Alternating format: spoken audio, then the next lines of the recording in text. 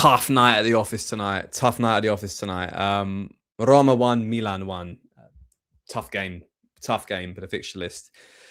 But as I always have been doing since Cremonese, the unbeaten run continues.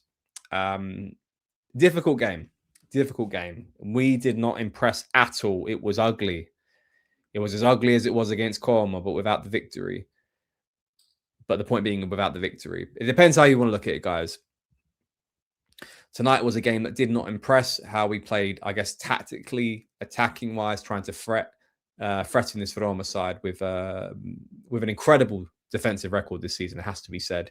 But if you're looking at the aspiration for Scudetto, of course, we now go 5 points behind Inter, but comfortably in second place with a 4-point lead over Roma and Napoli. So from a top four perspective, it's a good result. But if you're still kind of banking out for that Scudetto, look, it's not a horrible result, but it's not obviously the result that we all want to see, which would be a win. But it's a difficult game. Roma away is up there with one of the hardest games this season, and we'll find that with Napoli. We'll find that with other games that we'll have to play. Bologna next weekend as well. The fixtures, these are the toughest fixtures you can play this season in the run for the league or the run for the top four. To come away unscathed is great, and it goes to show you that the fact that Allegri is impressive in that regard, and statistically is obviously ticking boxes there. But a bit to unpick. Look, but overall, it wasn't entertaining at all from a Milan side. Side of the pitch where Roma dominated the absolute chances, the ballpark from the first half.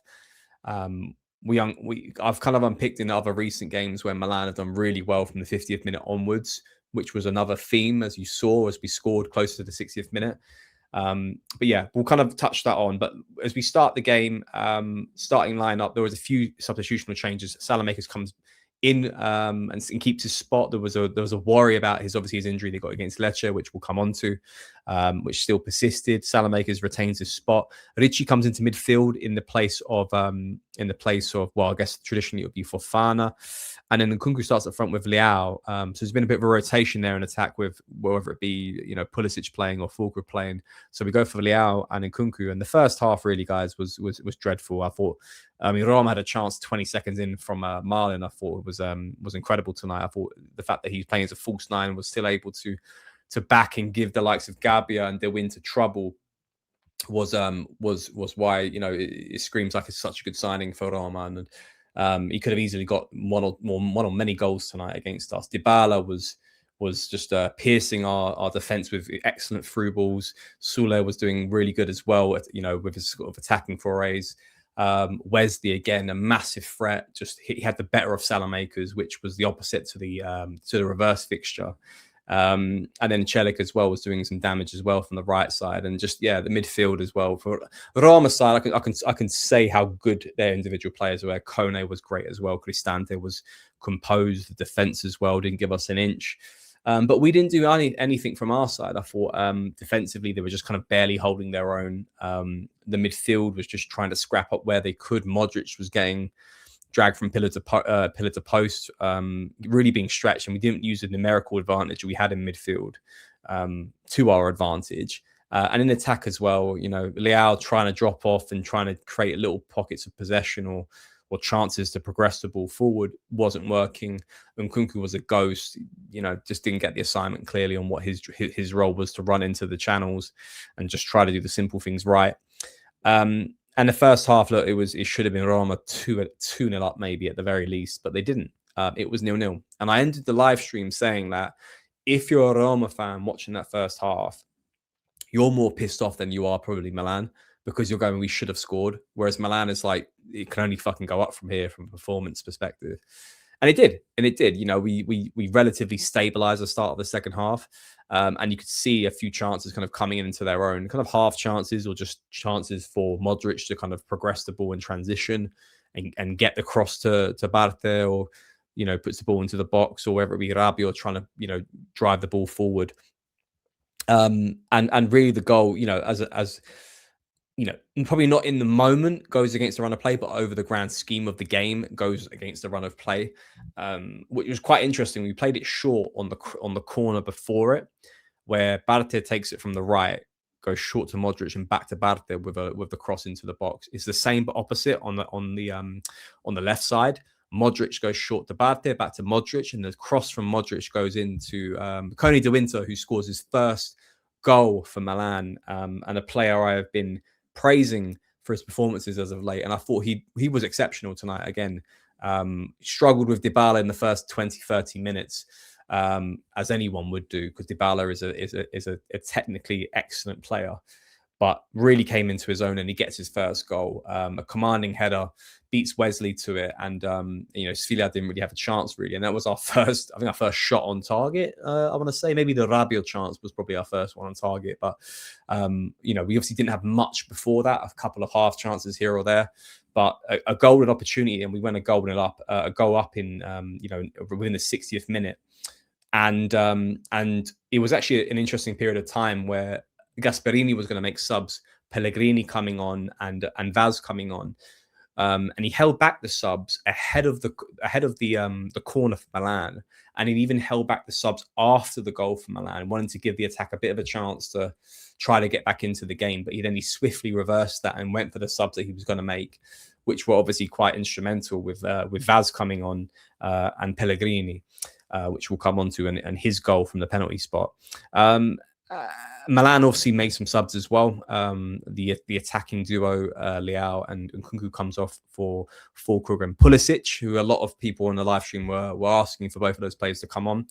I've got no problems with the substitutions. Sorry, I've also missed out on Atakame coming on at halftime for Salamakers, which was also a needed sub, because it clearly looked like Salamakers wasn't 100% fit and struggling with Wesley.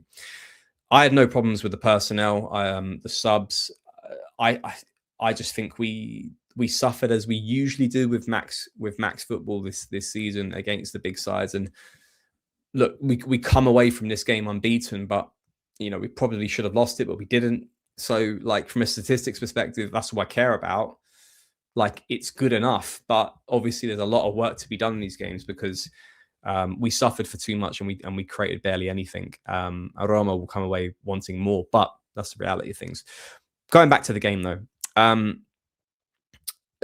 Roma's goal, I would also say they weren't really creating much. Vaz doing really well to back into the likes of Gabi and Tomori and winning some nice fouls here or there, troubling us. He's a really good talent, and be interesting to see his future.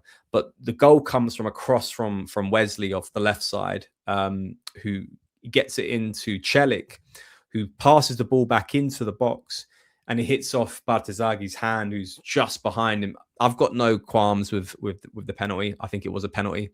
His arm is outstretched, and by letter of the law, it's a penalty. Pellegrini scores it. Mike did save the penalty in the reverse fixture. He does slightly, I think, get a fingertip to it, but it was an excellently taken penalty. Pellegrini scored all of the penalties taken so far this season. I just don't think Mike had a chance tonight on that one. And it's 1-1. It's at that point, it kind of just felt like it was going to end 1-1, and it did end 1-1. Roma were still trying to do more than Milan in possession, trying to penetrate, as they were all game. And Milan were trying, and Allegri's side were quite content with just trying to see what we could do from the counter attack, and barely even got it into that rhythm. Fulkrug tried his best to really spearhead the attack. Didn't see much of Pulisic, but I don't think we even got the ball close to him.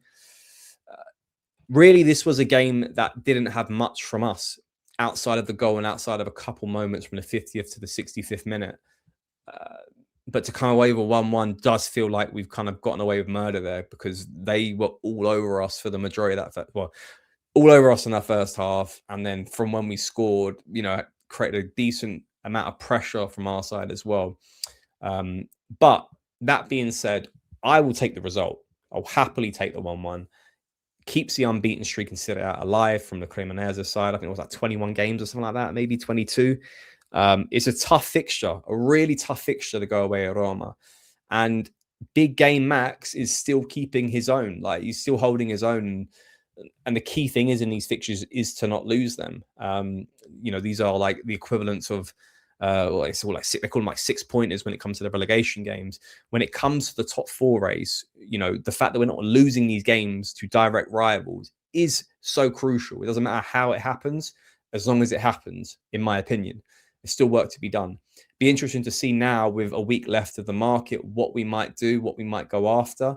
But yeah, look, I think the things to take away from the game, great to see Coney doing to get his first goal for Milan, who for me gets man of the match because of that. I think Mike as well, probably equally man of the match as well, but I'll give it to Coney de Winter because I'm really proud for him to get that goal, and he's coming into his own into this side as well, which I was really I put him as my breakout for the season actually in a video back in August because I thought he would eventually get the game time in defence, and he is. So I'm really happy for him. I mean, flop of the match is I just think the approach of us in the game probably has to be the flop of the match. I'm not going to single out anyone.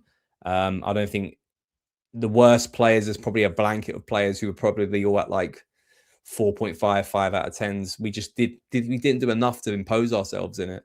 I thought Roma will come away from it probably feeling hard number. They didn't get the 3 points, and thus, you know, in the grand scheme of things, it could be a point well earned in the top four race. It doesn't do us much from a title perspective, but you know, not losing is key. So that's the crucial thing, guys. But let me know what you think. Let me know who you thought the best player was tonight.